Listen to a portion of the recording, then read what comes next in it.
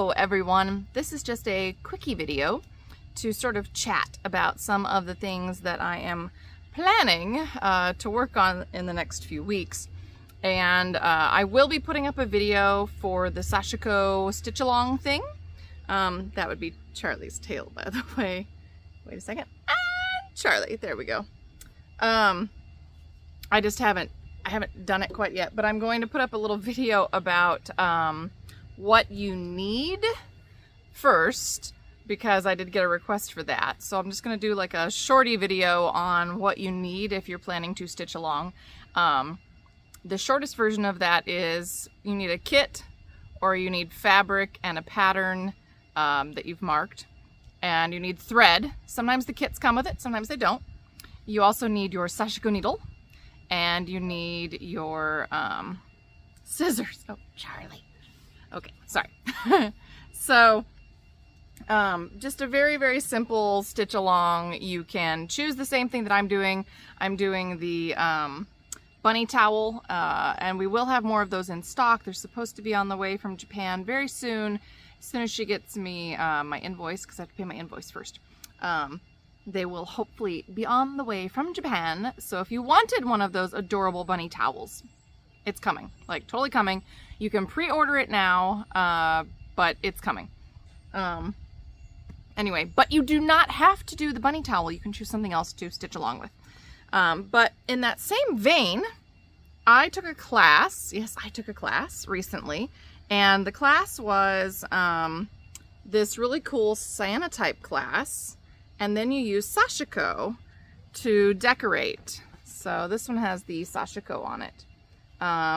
And I had a lot of fun with it. You can see that I used my tatted pieces in here, and I did some flowers and I did some butterflies, and then we did some Sashiko stitching on top. And I have every intention of taking this little jar, my little jar of bits and pieces, and I'm going to stitch some of my flowers and butterflies and things to this to give it more like three-dimensionality. But you may have seen this on the first one. I also had this idea. So our teacher brought these really cool dried daffodil stems, and I thought, oh, you know what I could do? I could make knotted lace, well, in this case, bibila, and I could make these fabulous little petals. So I actually did the center petal first because I knew that I wanted to be able to kind of build on it, and I wanted that one on the inside. So first I did my center petal, and then I did my outside petals so that it gives it a really nice 3D, I don't know if you can see the 3D effect. And now I have every intention of adding some of these flowers and butterflies. I did try just a little bit of just regular stitching down here. I'm not sure I'm going to keep that. I might pull it out and try something a little bit different. And I may go in and actually add more of my bibila so that I have this like mixed media lace piece, which I will then need to mount in a picture frame, because I am hoping to display these at the IOLI convention. And I thought it would be kind of fun. But you can also see I've got down here, I did put just a little knotted lace down here, and then I've got all of these lovely tatted flowers that we did the cyanotype with. And honestly, it was super fun. And I think that this would be a really fun, it'd have to be more than a one-day class, but like 2-day class, where we take the cyanotype and we add lace to it. I just think it would be super fun. But we could do this with tatting. We can do this with crochet. We can do this with knotted lace. The knitting is slightly harder, but not impossible, because we could, so the cyanotype process does not harm the lace at all, which is super nice.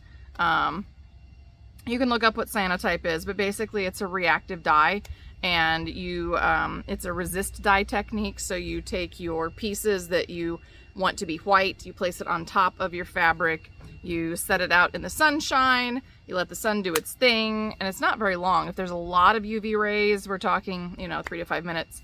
And then you wash and you add hydrogen peroxide, I believe, to help darken the dye that's left. So super fun, really cool process, very simple, very easy. The reason it would have to be more than one day is because you have to wash and then, you know, allow your piece to dry.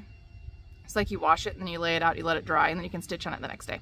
But I think it could be really fun. Like, this could be a really fun IOLI class. This could be a really fun, like, Shuttlebirds class or Palmetto Tat Days class, or something that I could do up in Wisconsin at my friend's retreat center, which we're thinking about end of October. Just throwing that out there. Not September. We're going to go for October this year. I've already talked to her. We have some dates kind of planned, and we're deciding on what classes we're going to offer. So, you know, throw that on your calendar. I don't remember exactly when, but it's like October, I don't know, 23rd through 27th or something. It's somewhere around there. It'll be like a Wednesday, Thursday, Friday for classes kind of thing. Anyway, so just mentioning. And anyway, yeah, so that's just kind of a random little, hey, this is some fun stuff that I learned that I think would be really fun that we could use. And you could do embroidery and Sashiko on this, of course. But I just really love this idea of taking these pieces and adding this 3D lace to it so that you get just more dimension to it. And then, of course, I'll have to put it in a photo frame because without the glass, because I can't have the glass because I need it to be more 3D. So anyway, yeah. So this is just like a quick little, hey, how's it going? I'm checking in. This is some stuff I'm working on. I am like buried under slow crawl stuff right now. I'm way behind getting first drafts back and getting the patterns up on Ravelry and all of that fun stuff. And yeah, there's so much going on. There's so much going on. And I have classes that I'm going to be teaching at Hoosier Hills Fiber Festival in June, and IOLI in June, and then what's after that, Fiber U in July, and then Palmetto Tat Days in August. And like, I just have so much stuff coming up. It'll be super fun. I'm really looking forward to it. But like, my garden is growing. I have chicks again. I'll be sharing all of that with you soon because it's fun to do these little updates where I walk you around the garden and I show you what I have growing. I sold the 10 oldest chicks. I gave away Bert. I sold some hatching eggs with Bert. And so I am down to 8 adult chickens and 4 chicks right now. That number likes to fluctuate because we call it chicken math. So now you know it's chicken math. And, you know, the rabbits, woof, there's some rabbit math there as well. Boy, I got a lot of babies coming up. But yeah, so I have roti and toast. And then burfi, which is an Indian sweet. If you don't know what that is, it's an Indian sweet burfi. And then peanut butter and jelly. Ina named all of these. I didn't name these. And then we have Cocoa Puff and Cupcake. And again, these are all chickens that Ina named. She really likes food names. So, this is what we have named them. And it's fine. It's fine. Anyway. Yeah. But Ina really likes the chickens. I enjoy the chickens. We really like the ducks. So we're going to have to do some, like, visiting the duckies while they're splashing in the pond or something, and I'll have to show you. I have so much stuff growing now. I've got potatoes out there and garlic growing and spinach. I got real spinach this year. Sorry, I got excited. It's taken me 3 years to get like a really nice crop of spinach because I just didn't understand quite how to plant it properly. But I did it this year. I did it, and I have spinach. It's very exciting. And I know that might not be exciting to all of you, but it's exciting to me because I like spinach, and it was fun to be able to go pick my own spinach and enjoy it. I enjoyed it in a delicious Tuscan, what was it, mushroom and spinach macaroni and cheese today. Although I didn't have elbows, so I had to use rotini, but it worked fine. It worked fine. Anyway, like, I have asparagus that's coming up. I have, I don't even know. I've got radishes. I have a little dab of mustard. Ooh, I have a funny spot where the mustard came up because I cleaned seeds and I threw like the extra off the deck, and now I have this whole swath of mustard that's growing on the little hill next to my deck. It affects nothing. It's totally fine, but it's funny. Very funny. I don't even know what else I have out there. I don't know. So I have tomatoes and peppers and eggplant, little ones coming up. And then I should have planted like in the garden. It's direct seeding my melons and cucumbers. I'm looking at them on the deck, which is why I'm looking over there. Melons and cucumbers and sunflower seeds. Now, I did put a few sunflower seeds out in the garden because I do love sunflowers, but I was worried that they weren't going to sprout.